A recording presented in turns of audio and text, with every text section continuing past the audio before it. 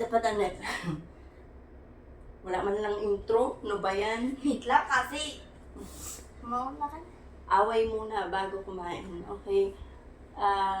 Let's pray muna. Ay, Apo, ang bigat mo. Let's pray.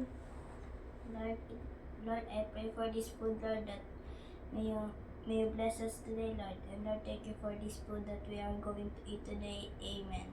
Amen. Amen. So, hello po. We're gonna do mukbang. Ang dami naman luto, pero dalawa lang kami. So, we have our chicken garlic. Hindi ko sure kung kita nyo. Dulas naman na yung chopstick nyo. Nagugutom na talaga ako. We have chicken garlic and buffalo wings. And then we have here yung tingin na lang akong kutsara tinidor place. So we have here pork samgyup, tapos hot dogs, and then I made this octopus, parang gagawin ko sana siyang kimchi stew soup, pero yan lang. Rice, and of course we have this cheesy noodles. Okay. So, wala pa po kaming breakfast. So, we're hungry. And we're gonna have our lunch. Kain po. Tignan ko lang kung hindi ka mahirapan dyan sa pagkain mo yan. Elijah, you wanna sit down, baby boy? Indian, sit ka. Prince. Nung mapawa. But, don't grab any food on the table, okay? I just said it. Okay, mommy's gonna give you some. Just sit there. Hey. Oh, I'm so hungry. I'm so starving.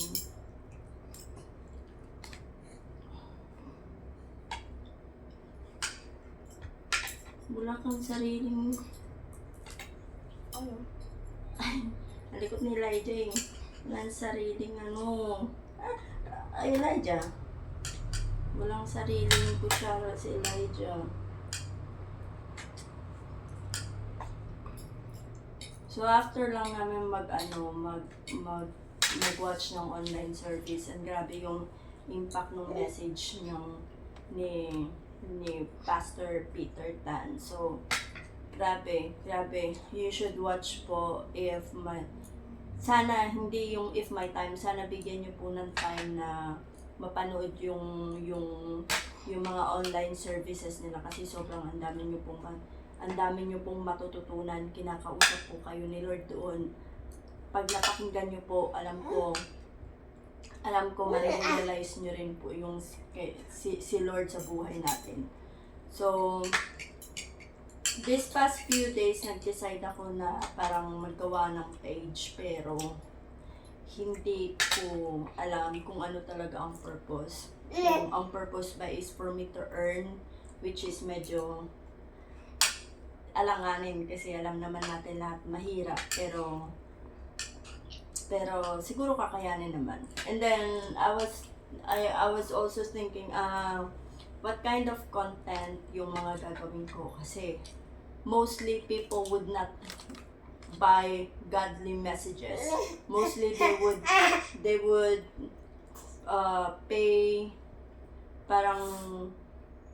more attention sa mga ibang worldly na content. So hindi ko sure kung para saan. But today it made sense na I can use this platform to share God's word, so para sa lahat. So hindi ko sure kung magugustuhan ng mga tao, but I hope one day with this platform makilala natin na mas lubos si God. kung sino si God sa buhay natin. Kuya, can you get him his own spoon? Tsaka yung maliit na yung saucer. Ang suso. Ate, saka okay lang yung teaspoon. Oo, basta wag lang kami mag-share ng at mas matakaw sa akin ito.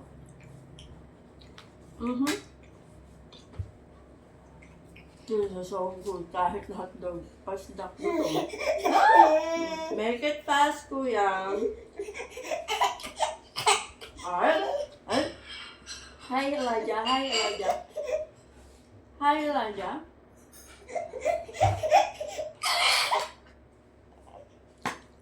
Okay, let's have some octopus.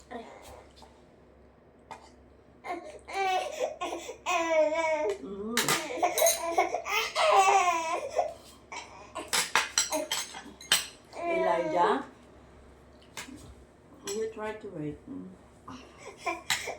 Mommy did feed you, diba? Oh, sorry. This is not really healthy, but ayaw niya na kasi ng baby food. Gusto niya na po adult food.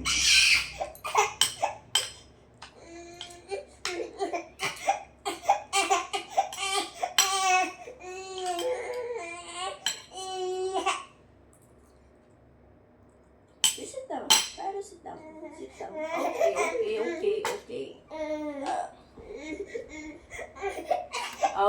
Okay, you hold this. I know you wanna hold it. Hold it. Just don't chew on it ng buo. Just...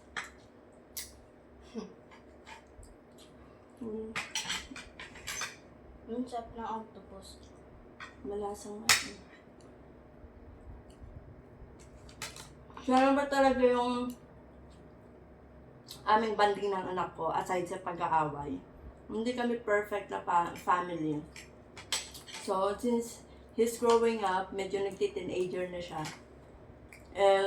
Tingin ko, which I assume na parang nasa postpartum stage pa ako. So, medyo madali ako ma-irritate na which is nagigilty ako kasi most of the time alam ko nasasaktan ko yung feelings niya.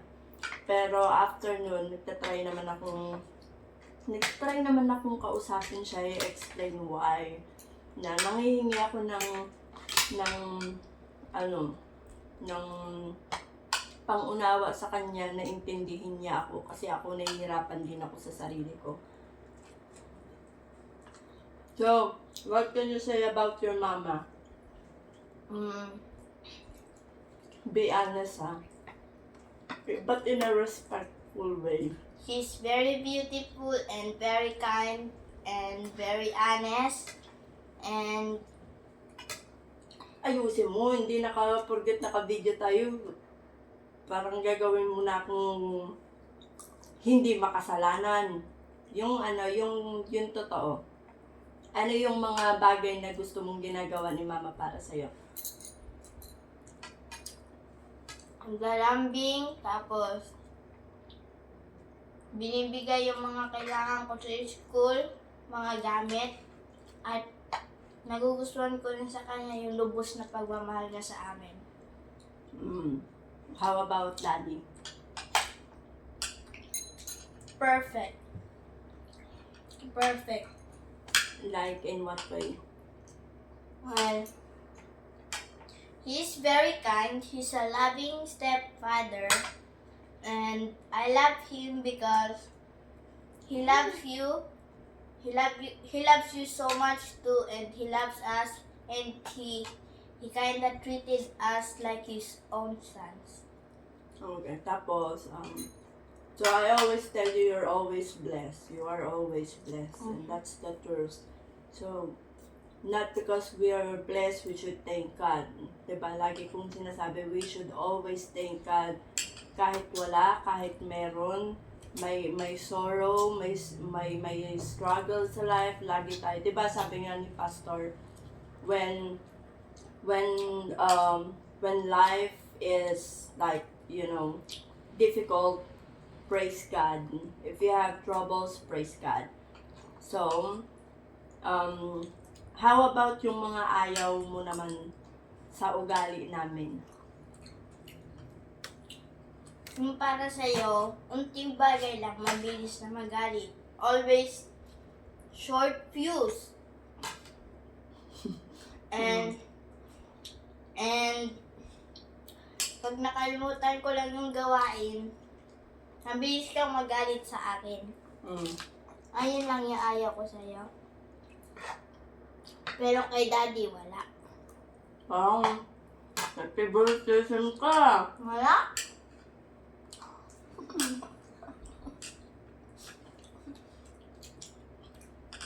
Okay, kasi anak ko, diba sabi ni mama, once, twice, nire-remind kita, nagsasalita ako ng good way, pero hindi ka pa rin nakukuha na tinag. May time kasi na hinihintay mo muna na kung kailan ako sisigaw tsaka ka, or magtataas ng boses tsaka sa kasusunod. Eh, alam mo naman ayaw ko ng ganon, diba? So, sinasabi ko rin sa'yo lagi na pagpasensyahan si mama kapag, lalo pagpagod, tapos sasabayan ng pasaway. So, minsan, madalas, hindi ko nakokontrol yung sarili ko. Pero, it doesn't mean, di ba, sabi ko, it doesn't mean na kapag nagalit or napagalitan ka, hindi ibig sabihin hindi ka na mahal. Ano laging sinasabi ni mama sa'yo? Pag laging galit. Anong laging galit? Pag ayusin mo, Prince. Nakalimutan ko. Sa lahat ng sinabi mo sa lahat ng sinabi mo sa akin, nakalimutan ko. Diba? Hindi ka nakikinig. Diba? Pag pinagsasabihan or dinidisiplina, Makinig. Makinig. Hindi ka nakikinig. Sabi ko, di ba, kapag ikaw dinisiplina or pinagsasabihan ng tao, ibig sabihin mahal ka. Hindi mo alam yon? Nakalimutan ko na eh. See?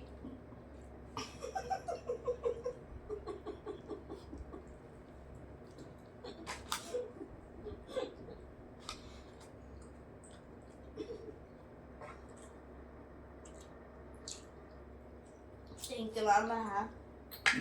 Thank you. Pero na-high blood na po ako. Hindi po siya nakikinig.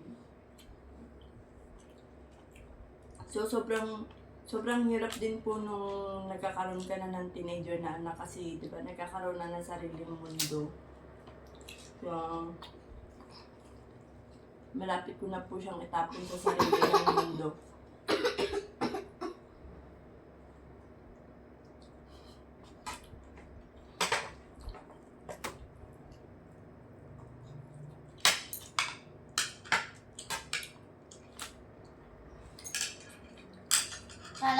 Sana po matulungan niyo po si Mama ko na maka-success po sa kanyang pagbablog po.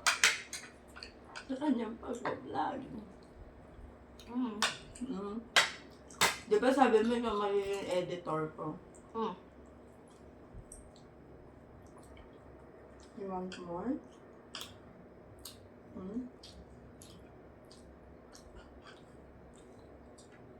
No. So this is our baby Elijah. A very pasaway baby.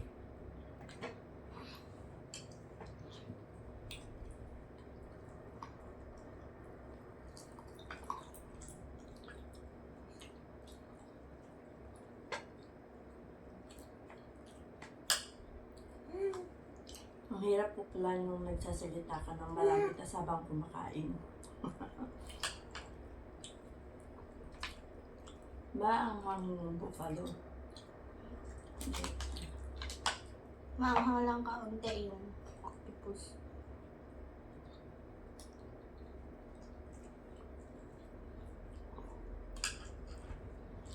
You want more like that?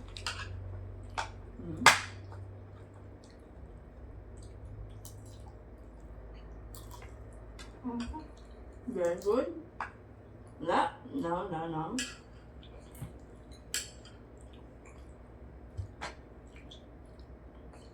So,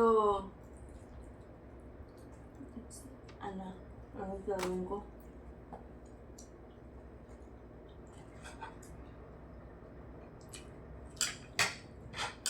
Nakalimutan ko sa name. You want more hot dog? That's enough.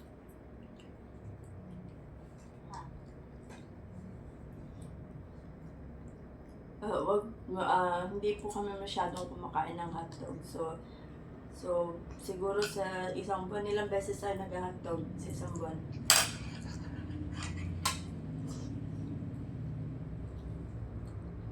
Sumadalang lang po talaga. Hindi ko po talaga sila pinapakain madalas ng mga frozen food.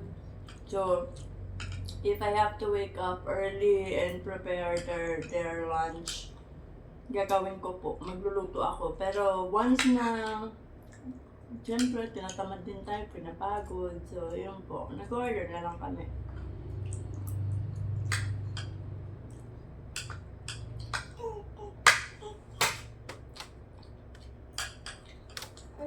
Oh, luto ko.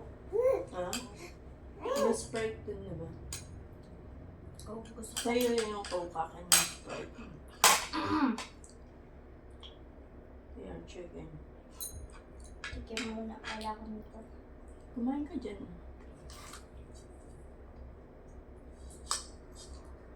Baka na maangang ko, Mama. Tignan mo. Ang dulas. No. No grabbing of food on the table, no. Sarap. Tikman mo. Kaya medyo nahirapan akong bumelo at si Elijah. You wanna sit in your high chair? Mahal ko, paabot na ng high chair niya. Iupo natin to si Mr. Colette. Can you take that out? Okay, you sit on your high chair, okay? Then we're gonna give you some food there. Here. Because you keep on grabbing the food. Mommy's hand is dirty.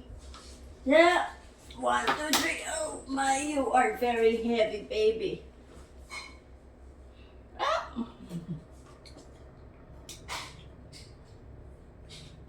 Okay. I love it when you're smiling. You like what we're doing? You like when we have lots of food on our table? You like the hot dog? You want some chicken? I'm gonna give you some chicken. Okay, excuse me. This might hurt you. Excuse me.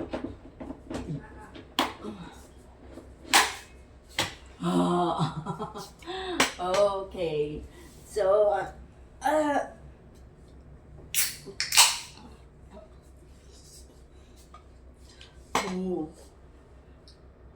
ito na lang kay Elijah. Yung laman. Naalala ko pala. I think one of the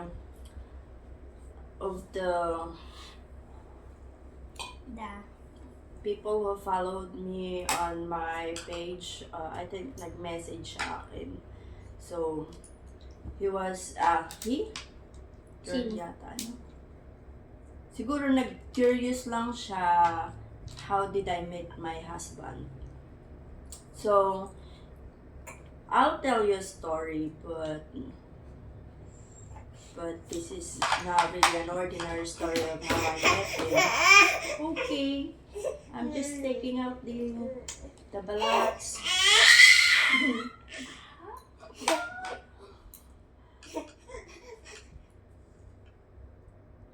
Feel this there.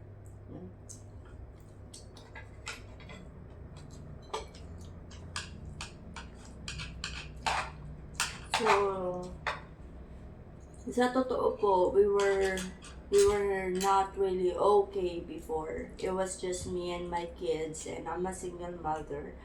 And of course, being a single mom, hindi po talaga siya okay. Masaya na mahirap. Kasi 'di ba, all the problems you're gonna shoulder it on your own without having someone that you can lean on or depend on. So meron pa akong anak na PWD who was a cerebral palsy warrior. But, kinuha na siya ni God sa akin. So, but along the way before he died, he just, last year na 2024, last year, namatay siya. So, before that, it was me and my 2 sons, and Mag-isa ko na lang nun. no, yung wala pa, nagkukwento nga kung paano yung buhay natin. So, ang hirap po kasi, ang hirap mag-work sa mga corporate companies, lalo na kapag may special child ka, ang hirap. So, I have to give up everything, makipagsapalaran ako, na mag-work from home, knowing na wala akong background as VA or whatever. So, kahit na nagtatrabaho ako sa company, sobrang lala, as in, lubog po ako sa utang, which is hindi ko kinakaya yun. Halos mamalimos ako sa FB, sa mga gumawa ako ng mga funds, GoFundMe, para lang makasurvive kami. And, tapos, nasabay pa na nagkasakit yung mga anak ko na kailangan ma-hospital. So that day, I think galit ako kay Lord. Kasi may nangyari before sa buhay ko na wasn't really expected. So, galit ako kay Lord, hindi ako nagsisimba. So, none. So, hindi rin ako nagpe-pray. So, parang that time, I said nakakayanin kong mag-isa. Tapos, later on, yung anak ko, parang mamamatay siya kung hindi siya ma-hospital. So, he was admitted in the hospital. And meron na akong naaamoy sa kanya na hindi na normal. And parang inaccept na ng papa ko na baka mawala, ganun. Kahit Tapos ngayon, hindi ko kaya eh. Kasi, syempre, diba, niraise mo siya, tapos kahit ganun, lahat ng effort mo nandoon. So, hindi ko kaya. Tapos ngayon sabi ko, that's the time I think na nakipag-usap ako kay Lord. Sabi ko, Lord, bigyan mo lang ako ng chance, ang anak ko ng chance na mabuhay. Sabi ko, babalik ako sa'yo. Sabi kong ganun. Alam mo, sa totoo lang, naging okay siya. Yun yung time na inayos ko yung buhay ko. Sinubukan kong ayusin. Hindi porgit na sabi ko, Lord, ganito, ganyan. It doesn't mean na hindi ka pa rin naharap ng problema. So, I thought, at first, magiging okay na, ganun. Pero dumating na yung time na, pa-open na lang ako, mahal ko. Na parang, eto na naman, nagkaroon na naman ako ng problema. Tapos, yung anak ko na naman, ganun na naman. Pero that time, medyo okay na yung faith ko. Pero hindi pa ganun kalalim. So sabi kong, nakikita ko parang, itong anak ko, I have to give him up na bigay muna sa grandparents niya kasi nga, halos wala na akong maipakain. Tapos, parang, yung egg, scrambled egg, isang ganun, paghahatian na namin ng baby ko. So, hindi ko kaya makita na ganun yung buhay namin. So, parang sabi kong ganun, ba't ganun, yung mga tatay ng mga anak ko, ang sasarap ng buhay, tapos ako hindi nila iniisip. So, nagagalit na naman ako, napupuno na naman ako ng galit. Tapos, yung anak ko na namang warrior is nandun na sa edge na hindi ko na siya maintindihan kasi yung palala ng palala yung niya. Sabi ko, Lord, tulungan mo ako, ganyan. Bakit parang ganito, nagagalit ako. Tapos walang-wala, bigla akong nawalan ng trabaho. Alam mo yun, yung ganun. Gusto ko nang kumapit sa illegal, gusto ko nang bumigay. Tapos yung anak ko, at that time, parang suicidal na ako. Suicidal na talaga ako. Sabi ko, parang gusto ko na mag-give up. Tapos sabi ko, Lord, ano bang gagawin ko? Alam mo, nahiya ako kasi nung nakita ko yung anak kong warrior, parang lumalaban siya sa buhay tapos ako gusto ko na mag-give up. So parang sampal sa akin yung nangyari na mag-give up ako agad tapos yung mga anak ko lumalaban. So sabi ko, Lord, kung talagang anong will mo para sa amin, sabi ko, tulungan mo naman ako, Lord, kasi hindi ko na alam gagawin. Sabi ko ganun. Tapos, all of a sudden, yung mga tao na hindi ko personally kakilala, hindi ko personally na pamilya, ganon, nag-ano sila, nag-effort sila as in na mag ng donations. Tapos yung anak ng pastor namin sa church namin sa Lighthouse, hindi ko na-expect na magbibigay sila hanggang sa nakasurvive kami. Tapos sabi ko, Lord, ang buti mo kasi nakasurvive kami na hindi ko alam kung paano kami kakain, ganun. Kasi that time nun kasi umalis na ako sa bahay namin, so nagsolo na kami nun. So, gusto kong matutong tumayo sa sarili ko na wala akong inaasahan. Ganun ang atake ng ate nyo. So, ayun, paunti-unti, tapos hanggang sa may nakuha akong work, but more like yung work ko is hindi talaga siya, since 'di ba yung syempre yung donations na uubos din, so kailangan ko na parang I need na may ma-replenish yung pera para may panggastos kami araw-araw. Kaso lang nandoon na naman kami sa edge na yun na naman, ganun na naman. So this, you enjoy your chicken. You enjoy your chicken. Ay, he's eating his chicken. Ang dal ko. Busog ka na. Meron pa, ang dami-dami pa naman yan. Tapos yun, hanggang sa pumasok ako sa work na medyo may porn siya. Kasi hindi mo naman hawak ang mga utak ng kano. Pero that's like, kami lang yung nagchat-chat, pero hindi sa amin yun, yung ganun. So every day sabi ko, Lord, gusto kong umalis dito pero maganda ang kitaan, buhay ka. Yun nga lang, syempre, alam ko sa sarili ko, ayaw to ni Lord, natatakot ako. Pero wala akong choice kasi wala akong makapitan. Alam niyo yung ganun.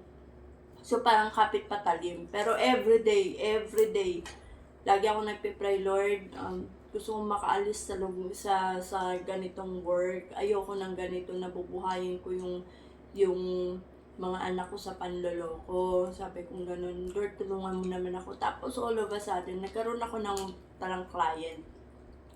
Hindi siya bastos. Magalang siya. Iba yung mindset niya sa lahat ng mga nakakausap ko doon sa work ko na yun. Tapos, parang imposible kasi kahit mag-imagine ako na gusto kaya ako nito. Imposible kasi hindi kami pwede magpakilala. So parang scam, ganun. Pero hindi naman, sige, parang scam, ganun. So, hindi siya yung, he's very different. He's very different from all the people that I was able to talk there. Tapos, one day, nagulat ako kasi he found out sa sarili niya, alam niyang hindi yun yung babaeng kausap niya. Alam niya iba yung babaeng kausap niya. Tapos nagulat ako, nag-message siya. Sabi niya, kung kailangan mo ng tulong, sabihin mo. Tutulungan kita, papadalang kita ng pera. Akala niya kasi naging parang slave worker kami, ganun. Na wala kaming choice kundi gawin yung ganung bagay. So, parang natawa ako at first kasi parang imposible kasi ang hirap nga ng management. So, bawal ka talagang mandaya din. Bawal mo din dayain yung management kasi naka-live kayo habang nag-work ka. So, yun. Tapos sabi ko, parang ang ganda imaginein, pero imposible kasi nga daming bantay. So, one day, siguro mga 2 years ko nang kausap tong taong to, no? Which is, he is now my husband. So, one day, biglang nag-off yung Zoom ng mga nagbabantay sa amin. Tapos, yun yung nag-message siya na hindi ko rin alam kung paano nangyari. Kung paano nakalusot yung ganun na sabi niya, hindi ikaw to, hindi ikaw. So, finigure niya isa-isa. So, ako, I was caught like red-handed. So, wala akong choice kundi umamin. Pero, natatakot ako kasi baka ma-terminate ako sa work. Tapos, ngayon, fast forward, so, everything is unexpected. Yung prayer ko na, Lord, na iligtas mo ako sa ganitong industry kasi ayoko ng ganito. Mas nangingibabaw yung takot ko kasi kay Lord. Kasi ayokong malubog dun sa kasalanan na yun. Ayokong mahalin yung pera na kinikita ko dun sa pag-work doon. So, nag-pray talaga ako. And now, praise God. Promise. Praise God.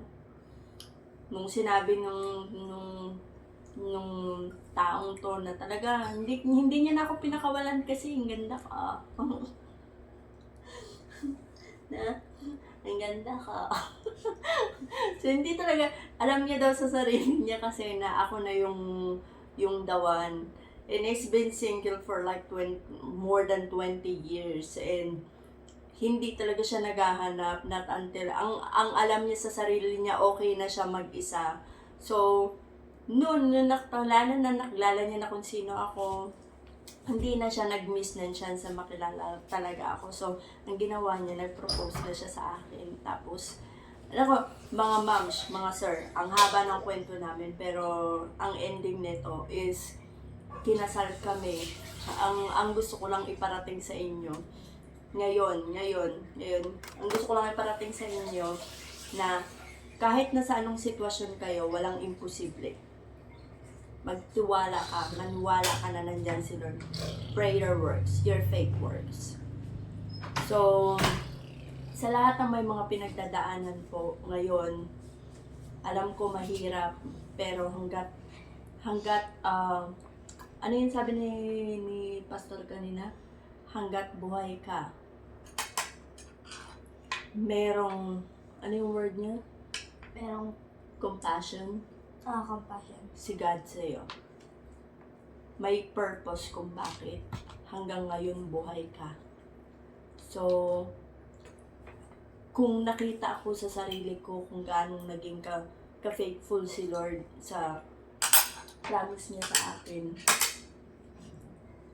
alam ko gagawin niya rin yan sa inyo. Tsaka, I'm just praying for everyone right now na who are listening ngayon, kung nakaabot ka man sa kahuli-hulihan itong video na to. I'm praying for you. I'm praying healing upon you. I'm praying blessing upon you. We have our own time frame, but I know God listens. I know God hears you. And I pray for you. So, salamat po. Salamat sa pakikinig. Naway, yung a little testimony from me, from us, maka-inspire sa inyo na wag kayong bibitaw kay Lord kahit gaano kahirap ang buhay. Nandyan siya. So, always be grateful. Always be happy.